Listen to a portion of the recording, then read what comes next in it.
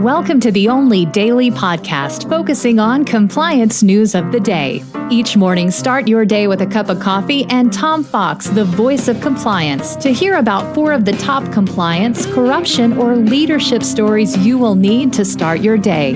The Daily Compliance News is a production of the Compliance Podcast Network. First, a word from our sponsor.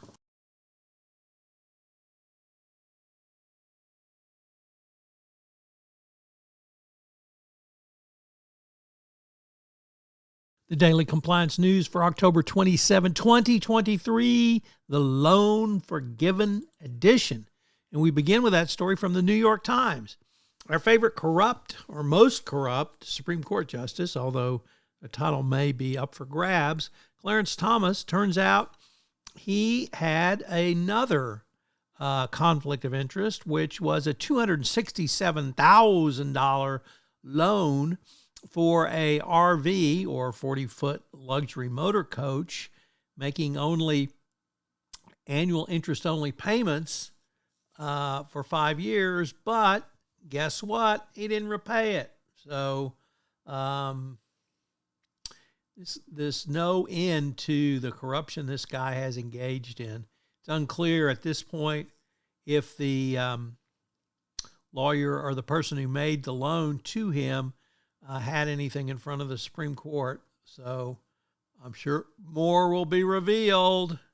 Next up, from the Financial Times, how AI is revolutionizing business contracts. Obviously, contracts are the heart and foundation of business, and now AI is being used to not only generate more contracts and better contracts, but quicker contracts. So, very interesting development in the legal world that continues to go forward. Next up, from the Wall Street Journal, we previously reported on a WPP employee in China who was detained. Well, WPP has terminated the executive while he's in detention on charges of bribery and corruption, and is conducting its own investigation into the matter. On Saturday, Shanghai's Police Economic Crimes Investigative Division said that 3 suspects at an unnamed advertising company had been detained on the criminal charges of accepting bribes as non-public officials.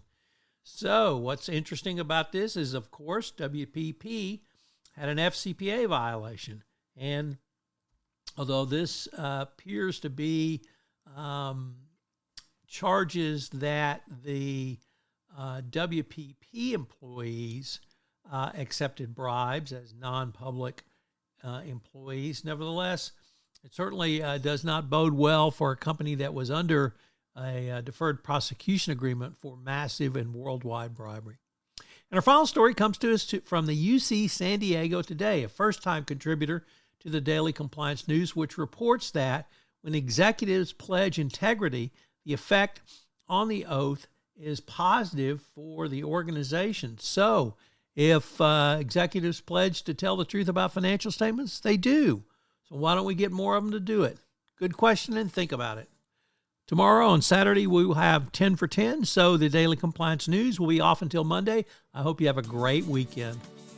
The Daily Compliance News is a production of the Compliance Podcast Network and a proud member of C-Suite Radio. Thanks so much for listening. I hope you'll join me again tomorrow.